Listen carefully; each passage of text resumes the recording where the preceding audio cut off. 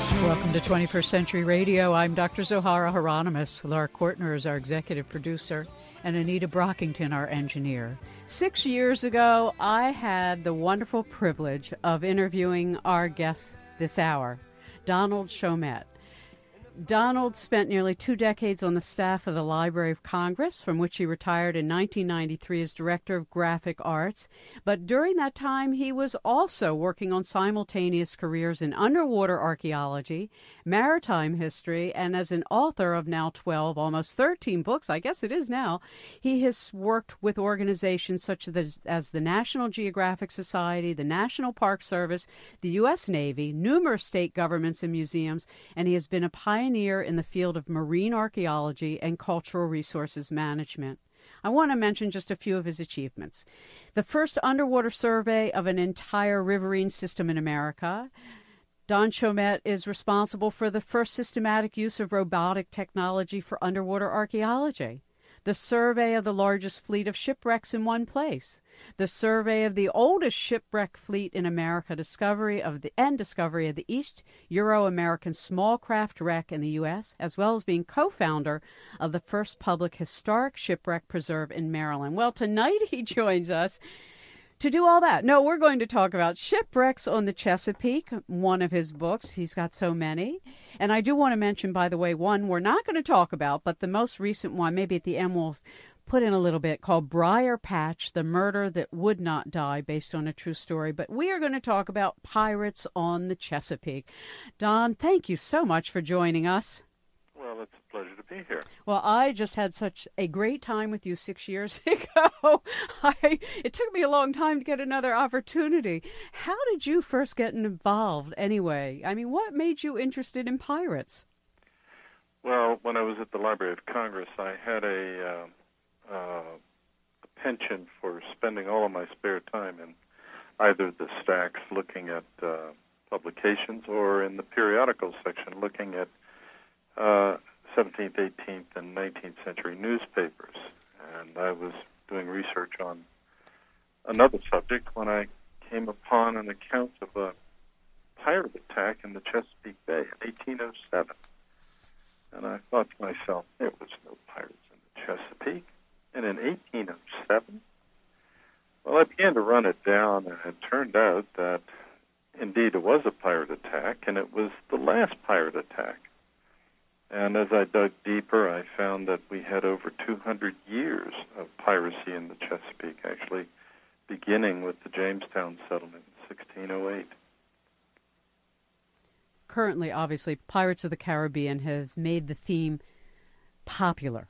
But I'd like to know from a historical vantage point, who would choose the life of a pirate? I mean, what were the kinds of people that would live that lifestyle, and what was it really like? Well, in the 17th, 18th century, the mariner was usually at the bottom of the human food chain. They were paid nothing. Their lifestyle was despicable. They didn't live very long, and life was dangerous. If you sailed out of the port of Liverpool, for instance, you had a 1 in 25 chance of dying at sea that year. You didn't normally live to be beyond 40. You were paid nothing. Your food was awful. You basically left no footprint in the human cycle. You did provide a function, but it was a terrible situation to be in. But it was a job. On the other side of the coin, a pirate's life was short, brief, and often riotous. But you were your own boss. You worked on board a ship that you could make a fortune, and many pirates did retire. We read about pirates that usually were captured or killed or executed upon capture. But we don't look at the ones who got away, and there were a lot of them. Life at sea for a pirate was dangerous, of course, but on board a pirate ship, you had something that no one else on the planet had, and it was kind of a crude democracy. You got to vote who your captain was, who could only lead you in battle, You got to vote where you were going to go. You had an insurance policy, sort of an insurance policy. It was a from the booty that was taken, you were allocated so much for the loss of an eye or for the loss of an arm, or if you died and had a widow would get it. So you had a say in things, and you could leave the ship anytime you wanted, taking your share with you. And you did have to follow a code of conduct. However, most pirate ships, they had what they called the pirate articles, or the articles. A lot of them did, not all of them, but that was a rule of conduct. For instance, any disputes could not be settled on board ship. They had to be settled on land. You could not have women on board a ship, although women did come on board from time to time in disguise. You had to avoid drunkenness when approaching battle, which they didn't often do, but there was a code of conduct that you had to follow. How does it compare to modern piracy, which is really becoming a very serious trade in the waterways of the world? Yes, modern piracy is indeed resurging. It's a resurgence of criminal activity on the high seas, which is what piracy is. Indeed, I would say piracy is probably the second oldest profession. And, wherever you have transport of goods and merchandise, whether it's on the land or the sea, they're stolen. Does there seem to be any similar kind of sense of male bonding, of some form of code among the pirates of today? Well, I presume it is in the Far East, particularly around Indonesia, the Philippines, the China Sea, the Straits of Malacca, off the East African coast, and actually off of the Niger River. Piracy is prevalent, and whether there is a bonding or not, most of these people come from the same genre as pirates did in the 17th century. So there's this, which is basically the bottom of the right. economic chain. They exactly. have no hope. Mm-hmm. This is the only way they think they can make a living, which is to take from somebody else with armaments at hand, be it a gun or a machete or whatever. Well, look, one of the amazing things that you've accomplished in one of your books that I've read, and I've keep your books on the Chesapeake, Shipwrecks on the Chesapeake, Maritime Disasters on Chesapeake Bay and its tributary, 1608 to 1978. How many shipwrecks are there in our Chesapeake, changing the topic for a moment, away from their values and how they behave to the actual structures that were left behind? Well, going all the way back to the earliest European era shipwreck and early settlement, we can go all the way back to 1608, and possibly a little bit earlier with the Spanish who came into the bay in 1588 and actually traversed the bay. They were in the bay in the 1570s, but the earliest that we know of is 1608. And from that time to the present, the Chesapeake Bay and the Delmarva coast, which I also wrote a book on, is a number that approaches slightly over 7,000 that we know of. Wow. And we could probably estimate that there may be as many as 10,000 including vessels that we don't know that were lost with all hands or were abandoned at sea. And in the work that you've done, I mean, being one of these initiators and being the use of robotic technology for underwater archaeology, are many of these ships noted on charts? I mean, is this something that divers know about but the rest of us don't? Well, many people know about shipwrecks, not just from the literature, but watermen who work the water quite frequently run into wreck remains when they're dredging. Divers, of course, love to visit shipwrecks. As a matter of fact, myself and a colleague, Bob Pratt, just published with the National Geographic a shipwreck map of the Delmarva coast, which had Delmarva and the Chesapeake, we could only fit in 2,700 vessels. My Lord. and is there gold down there? Well, it depends on what you consider gold. Gold is the mineral gold. There is some, not a lot. We do have several Spanish galleons that sank off of the Delmarva coast. But I would consider the ship archaeological gold because it is literally a time capsule dating from the moment, the second it went down. When those ships go down, Don, is there a lot of inventory left? I mean, you see the film on the Titanic, and they show you the ballroom and the crystal chandelier on the ground. You know, what happens when these ships go down over time? Well, it depends on the environment they go down into. I've excavated a ship from the War of 1812, which the Navy is going to be resuming an excavation, I believe this year, which was intact. We didn't have money for conservation. We only brought up about 150 items because we didn't have the money for conservation. But we're estimating that there were some 50,000 items. I worked on a ship in Delaware for the state of Delaware that treasure hunters had found.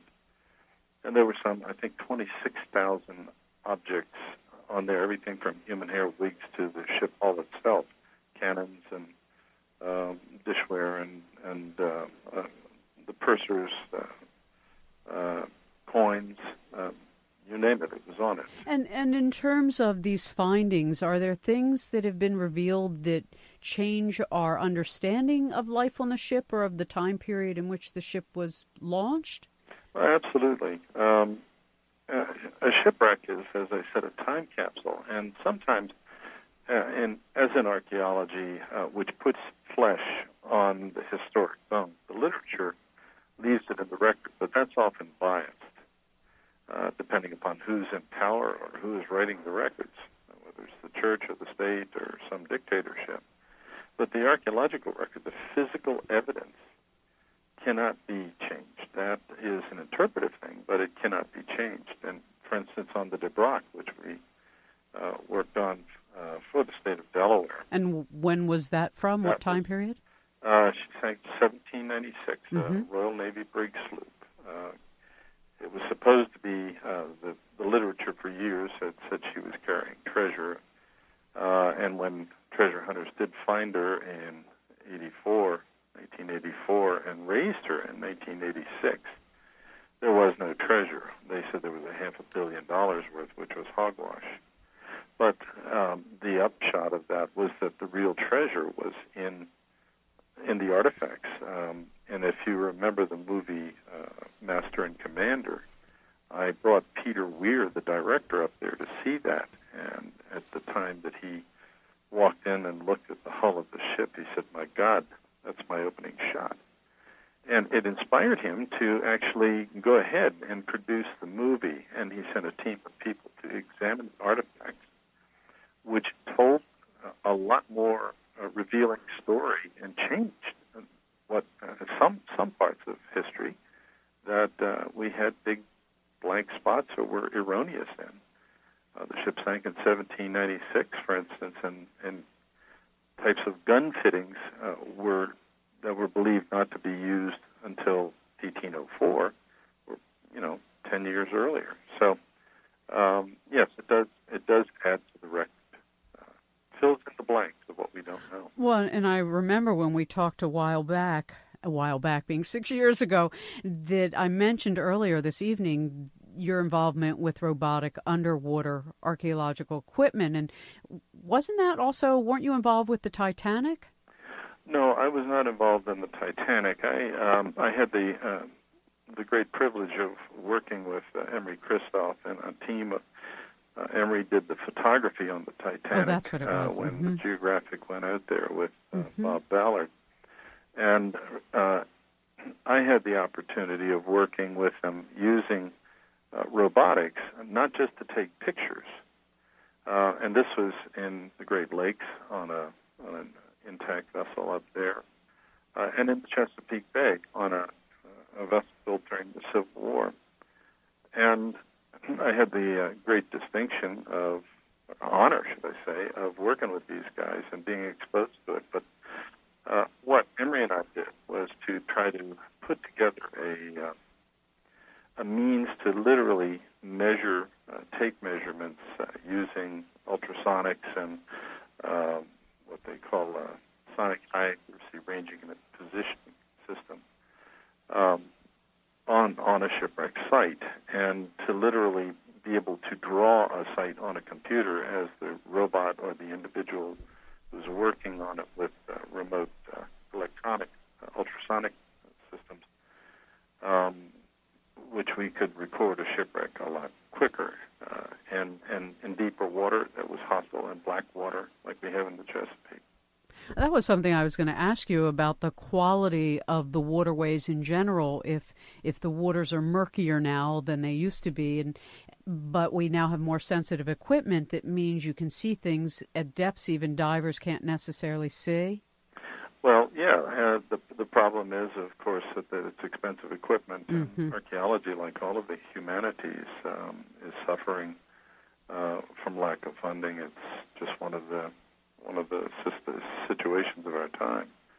But the technology has moved rapidly forward, and we're able to look at a great deal more at greater depth with a lot more accuracy and do recovery, archaeology robotically. This is, landing on the moon, except in a different and also hostile environment. We're going to take a little break. When we come back, we're going to look at some of the stories you share. If you're just joining us, our guest is Donald Shomette. He's written 13 books. We're talking about several: Pirates on the Chesapeake, Ghost Fleet of Mallows Bay, and Other Tales of the Lost Chesapeake, Shipwrecks, Sea Raiders, and Maritime Disasters along the Delmarva coast, and his most recent book, which we won't have a lot of discussion of tonight, but you should know about, is called Briar Patch, The Murder That Would Not Die. We'll be right back on 21st Century Radio.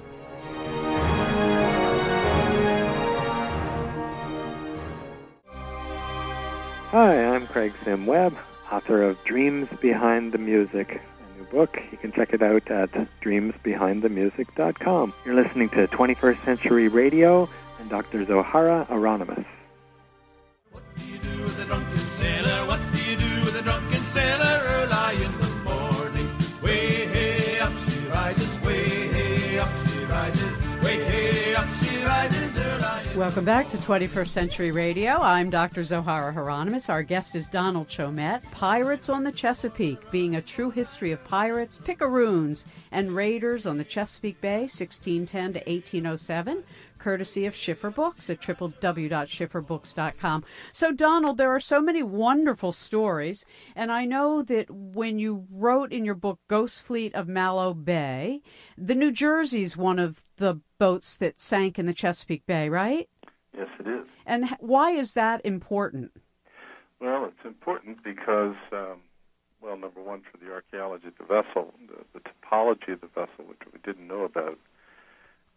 But it was also one of the vessels where we tested the robotic technologies with the National Geographic and the state of Maryland Department of Natural Resources, Marine Police, and they're using their vessels. And we were able to conduct this survey and discovered that the vessel, which went down with 700 tons of articles. Back in 1870, right? Some unique whiteware, but 700 tons of everything that you might find in the store shelves of 1870 when she went down. The vessel became the subject that helped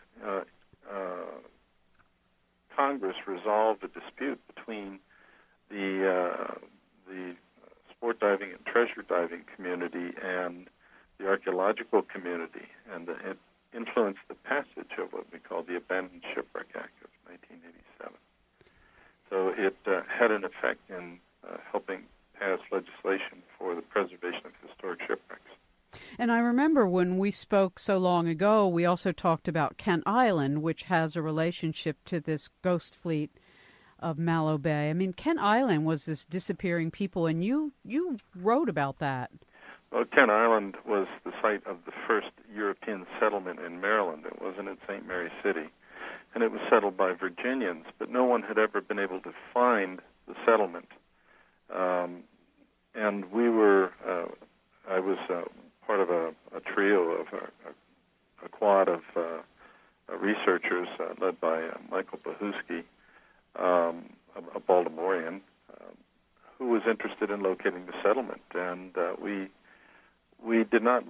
looked on the land, of course, but it was not there. Many other people had looked. The settlement by William Claiborne in 1631, 3 years before Maryland received its settlers at St. Mary's. And we found it not on the land, but in the water. We found building foundations. And we excavated several well sites, which revealed the existence of the site was now largely underwater. And as I recall, I mean, at least in my notes, between 1668 and 1751, there were no fewer than 130 towns and seaports which were ordered by the government to be established throughout this sort of Tidewater area of Maryland. So we have an amazing shipwreck, I guess one could call it, geography. We have a maritime geography. Thank you. Those are the proper words. And you have so many great stories. I feel like, all right, Donald, tell us a great story. Do you have a favorite story? Or? Well, I have a lot of favorite stories. One of them deals with the pirates, which was during the latter part of the 17th century. The piracy had arrived in the West Indies, of course, and pirates were running rampant, and they were being used by governments on all sides, the French, the Spanish, the Dutch, the British, kind of as protégés. Nobody wanted to bring in, heel in their own pirates, but there was one set of pirates that landed on Assateague Island, and they were careening their ships, and they ultimately set out on a voyage that would take them around the world. It was one of the earliest circumnavigations, I think the fifth or sixth, that circumnavigated the globe on a piratical tour. They raided the cities of the Isthmus of Panama and the Spanish Main, and finally, a number of those pirates, there were four of them, a fellow named Edward Davis, another one named John Henson, and Lionel Della Wafer, and a former slave named Peter Cloyce, who had joined the pirates when he had been freed. And they decided to take their share of the booty when they had come around, and they were on the American coast again, and they decided to leave their ship. So they took their share of booty, which was a huge amount of treasure. It was several chests full of gold and silver. I mean, it was like in the movies that you would see with Johnny Depp. But this was for real. And the reason that they decided to leave was because amnesty had been offered by the British Crown to any pirates who turned themselves in. All crimes would be forgiven because they couldn't beat them. They decided to just offer them amnesty and let them go on the promise that they would not return to their old ways. And these fellows decided to accept it. The question about how to do it, though, was something else. You had to get to the capital. You had to go to the courthouse there in Virginia, and but if you're captured on the way, it was too bad. You were still going to have to suffer the crimes of piracy for your crimes of piracy. So the trick was getting there. So these guys come in the Delaware River. They cross at Bohemia and buy a boat up there, a sloop, and they sail down the Chesapeake Bay with this treasure on board, four of them. Well, off the mouth of the Patuxent River, a Royal Navy warship, HMS Dumbarton, is down there, and her captain is a fellow named Simon Rowe, and he stops the boat, and he investigates. He's on the lookout for pirates. It's a guard ship. So he says, well, who are you, and what are you doing? And they said, oh, we're just honest merchants. We're going home. And he says, well, what's in the boxes? And he said, oh, it's just our earnings. So he opens it up, and there's a huge amount of treasure. Well, he takes it as prize. By the time they get down to Virginia, the governor claims it for Virginia. Maryland, of course, claims it, and the king's agent claims it for the crown. So they throw these guys in jail, and they're there for some time.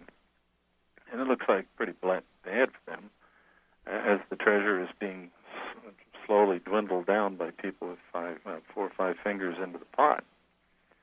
And one night they are visited by a fellow named Dr. John Blair, and he said, look, I will represent you. I will even get you an audience with the king, King William, if you allow me to take part of that treasure. I want to start a school in Virginia. And he's as good as his word. And they do get an audience with the king. They get their freedom. They don't get much money. The crown gets the bulk of it. But Virginia and Dr. John Blair get money, which is used in the foundation of William and Mary College. How interesting. What is the actual law? If somebody's out in their fishing boat and all of a sudden they dive in and the kid goes, "Oh, Dad, look what I found." Who owns what when you find it in the waters? Well, if you get the answer to that, let the Congress know. It's a contentious issue. We have what we call in most states the law of fines. We also have admiralty law, which deals with naval and maritime losses, and we have antiquities codes. In the state of Maryland, we have through the Maryland Historical Trust, we have a state archaeologist, Dr. Susan Langley, one of the fine archaeologists in the United States, and it is under her jurisdiction to administer to shipwrecks and inundated sites such as Native American sites, which are prolific in the bay, underwater, because the bay is only 12,000 years old. And it falls under her purview to administer, and for the Maryland Historical Trust to administer the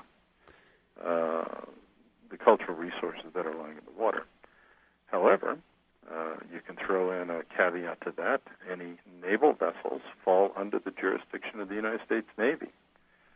And are all these I mean, what strikes me not only is your extraordinary recall, I mean, we're talking about thousands of sites that you are familiar with and thousands of ships. Were all the pirate ships registered? I mean, I'm sitting here thinking, gosh, how do you find out the names of these people? How do we know where their ship was coming from and what was on it? Well, that's a difficult thing, particularly in the 17th and 18th century, because of the lack of registry, lack of records. But pirate ships in particular are very difficult because they're usually captured vessels that pirates waylay and I mean, were ships registered by the builders in the same way we have registrations for our cars today? Well, in Great Britain, for instance, yes, there were registrations for vessels. There were clearances for vessels departing and coming into ports, and records were kept. For instance, in the Patuxent River in 1693, we know exactly how many vessels came into the Patuxent Naval District, which extended from what is now Baltimore all the way down to the Potomac. It was a big district. And when you came into a region, you had to register with the customs office. But pirate ships, of course, didn't do that. Pirates pretty much did what they wanted. So what we have from the records are some personal testimonies. We have the court proceedings, of course. We have newspaper proceedings. We have some memoirs, if you will, a number of them. A fellow named Esquemeling wrote he was a pirate, and he was on that round-the-world voyage, and he left a wonderful book, which was a bestseller in the 17th century, still in print. How interesting. Is there any pirate story that has intrigued you that leaves you wondering, can I solve that? I mean, is there anything you've been told about or that you have found in your research that you're still looking for? Well, I've kind of moved on from pirates to other subjects, but to a new field of inquiry. Yeah, I just published my 15th book, and it's like there just doesn't seem to be enough time. We're working on yet another subject. Myself and a colleague are preparing to write another book together, and on what? On the history of the Patuxent River, which has an incredible history. I'm also working on a book on privateering in the American Revolution. So it's... Do you feel that you were a pirate in another life, or the head of a naval vessel or something on the water? Well, it brings to mind a little joke I often tell when I lecture, is that the last act of piracy got its roots in the Patuxent River in 1807. And these guys go off. They had deserted a French Navy vessel. When bought a ship in Baltimore to go pirating, the bay was blockaded by the British at the time, and they stopped the ship off of an island that no longer exists, called Sharp's Island. And when the captain told them, I said, "Do you guys really want to do this? This is not very bright. There's a Royal Navy fleet down there at the entrance of the bay. There's only one way in and out. And the U.S. Navy is around here, too." And these guys thought for a minute and said, well, here, take your ship back and forget we did this. And then they returned to their own ship. And expeditions were launched to capture them. And they came up on the pirate ship, of which there were a few men still on board, and they captured it down under Drum Point.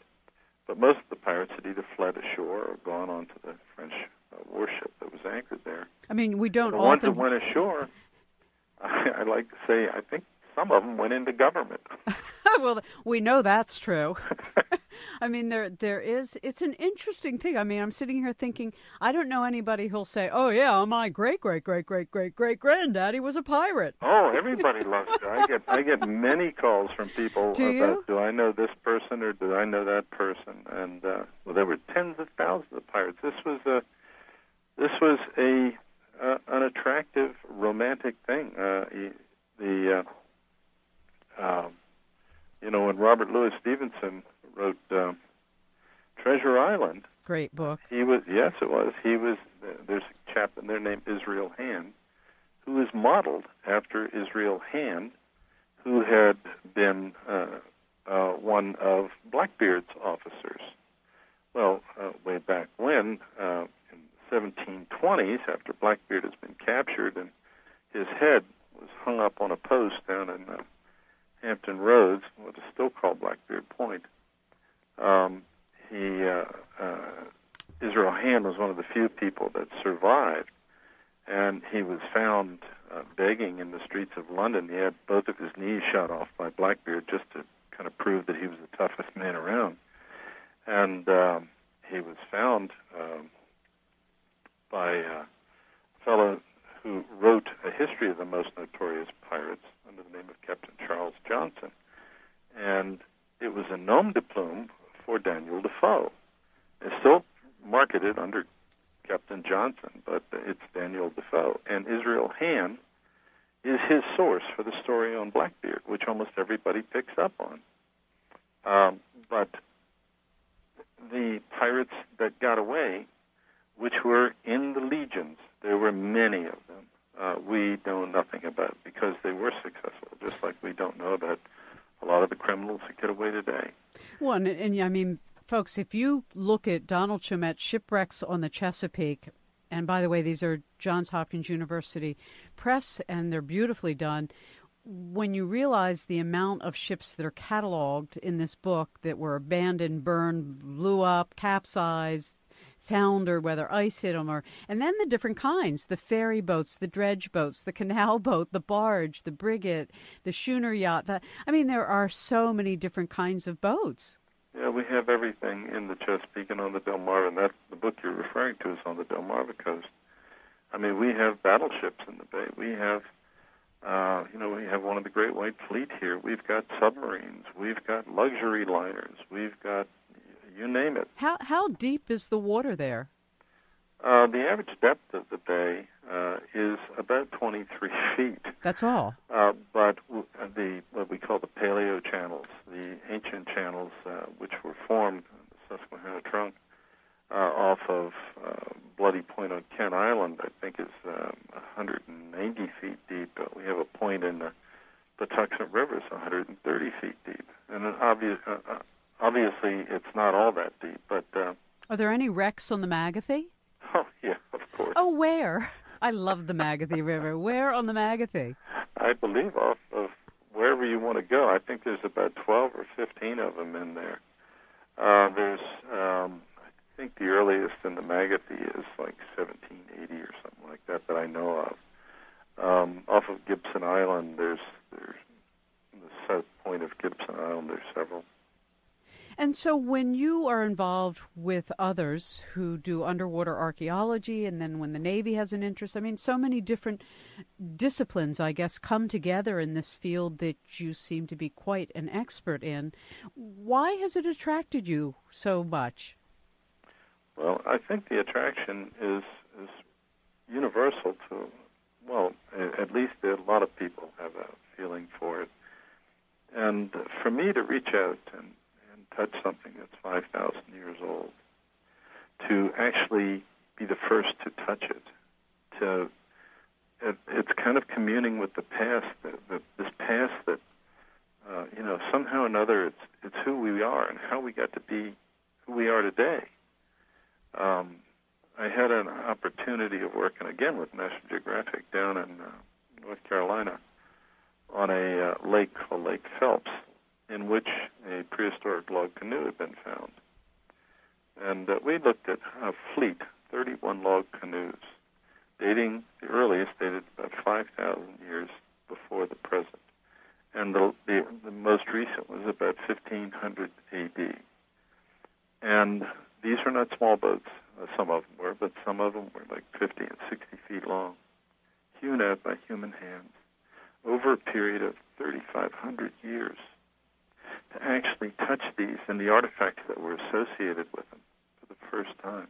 Mm-hmm. It was quite a thrill. Mm-hmm. And, it's communing with ourselves, communing with the past, but communing with ourselves, I think. It's quite beautiful. I mean, the whole notion that water holds our history and that it doesn't get destroyed the same way some things on land do, I mean, that they're there. Are there any unsolved treasure maps that you have? Oh, there's many. I'm interested in the goods here, Donald.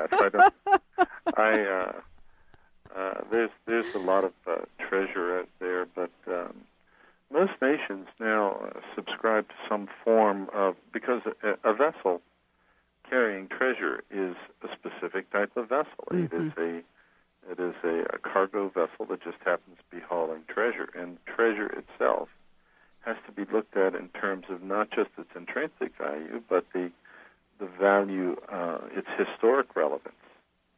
There is a treasure ship off of Colombia, for instance, probably one of the richest on the planet, called the San Jose, which went down in 1708. Nobody's found it, but many people have looked. But they have looked because of the treasure.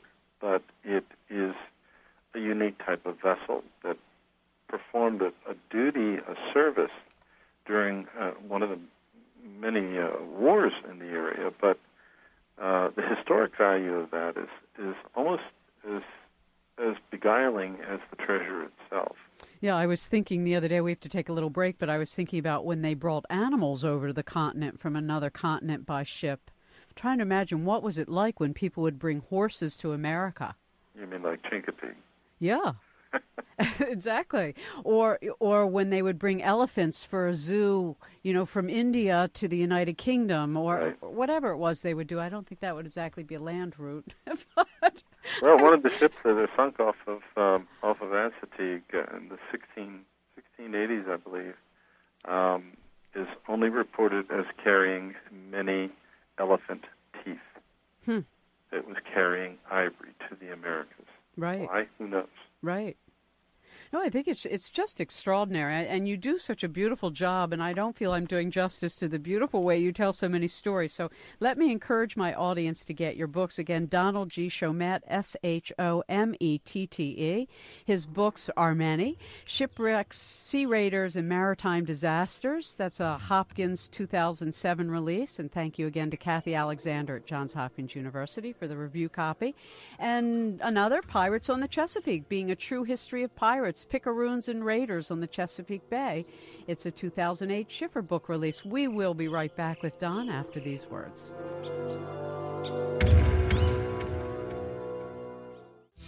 Hello, this is Diana Leaf Christian, author of Creating a Life Together and Finding Community. You can learn more about me and my work and my doing consultations and workshops and speaking at conferences at www.dianaleafchristian.org, Leaf, L-E-A-F-E, DianaLeafChristian.org. You're listening to 21st Century Radio with Dr. Zohara Hieronimus.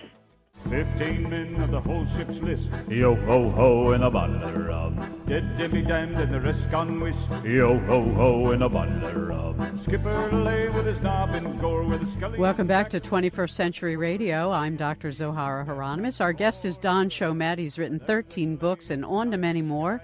We've been talking a little bit about Pirates on the Chesapeake, Shipwrecks, Sea Raiders, and Maritime Disasters, and more. Donald, in all, I remember reading somewhere that you have charted or mapped out over 100,000 shipwrecks.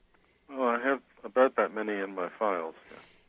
Is there any one of them that when you saw the boat or you found it or had the opportunity to go underwater that you went, boy, that is one beautiful craft? They're all different. Mm-hmm. They all have their own unique attributes. It depends on where you are and what you're doing. I was working with the National Park Service up in the Great Lakes off of Isle Royale and Lake Superior, and we were looking at a ship that went down around 1900. The vessel was totally intact and was carrying presses for the Washington Post, as a matter of fact, lying on its side, about 130, 140 feet of water, and everything was intact on it. And the vessel itself was unique, but what was really unique about it was that everything was totally preserved. And we went inside of the robot, with a remotely operated vehicle, the National Geographics, and one that was under contract with us on a National Parks boat, and with the Submerged Cultural Resource Unit from National Parks. And we did this robotically. But when we went inside, the bottom of the stairs was the engineer, and he was totally preserved. It was unique, but one of the things it revealed and brought home was a shipwreck is not just something that divers visit or they make stories about. It's a real tragedy. It is the loss often of human life, certainly of property. It changes the course of history a little bit, maybe, or in some cases, a lot. It has a venue of its own. Each vessel loss means something slightly different. So you can't put them all in one basket. No, and as we're talking, it dawns on me that so many of them are close to shore, and so if they weren't lost at war, why did so many of them go down? I mean, were the storms that horrendous, that close to shore? Well, it's not necessarily just storms. We have human error. We have navigational error, a lack of navigational aids. We have shoals. We have stupidity on somebody on the crew. We have mutiny. We have piracy. We have ice. We have lightning. We have fires on board. We, of course, have the storms. We have wars. There's over 400 and some vessels lost in the Chesapeake and on the Delmarva coast just from wars. Civil War alone took almost 200 vessels. The blockade of the Delaware in the American Revolution, within 2 weeks, sank about 30 vessels. So it's many causes that cause the loss of a vessel. And if you look, I think 7/10 of the planet is covered by water. And when you are, there is nothing larger than a ship in terms of human invention. It is the largest machine invented by man for a single purpose, whether it is for war, whether it is to carry cargo, whether it is for exploration or whatever, fishing, or it has its own unique society, it has its own unique culture. I mean, for instance, it has its own traditions, its own foodways, and so forth. And it's only linked to the shore when it is in port, and as soon as it leaves, it is on its own. It has its own laws, its own traditions. And in terms of invention and size, I say, I mean, nothing is larger, I think, that works as a machine than, say, the Ronald Reagan aircraft carrier, which is as large as the Empire State Building. Amazing. That's all. So we have this unique thing, and every one of them is different.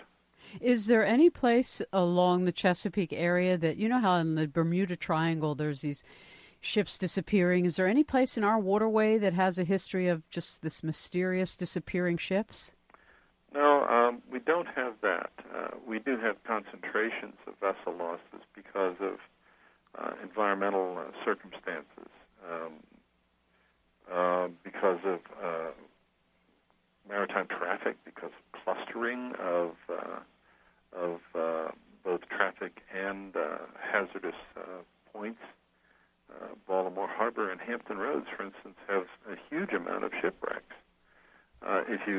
There's a number of shoals that cross the entrance to the Chesapeake called the Middle Ground, and for ships sailing without navigational aids, hundreds of vessels ran aground and were lost there. It's an amazing story that you tell. We are out of time, unfortunately. I could listen to you all night long. I thank you very much, Don, for taking time out of a busy schedule on a holiday weekend to join us. Let me encourage our listeners to read Pirates on the Chesapeake, Being a True History of Pirates, Shipwrecks, Sea Raiders, and Maritime Disasters, and many other books. You can find a link to these on our website at www.21stcenturyradio.com. And ship ahoy, matey.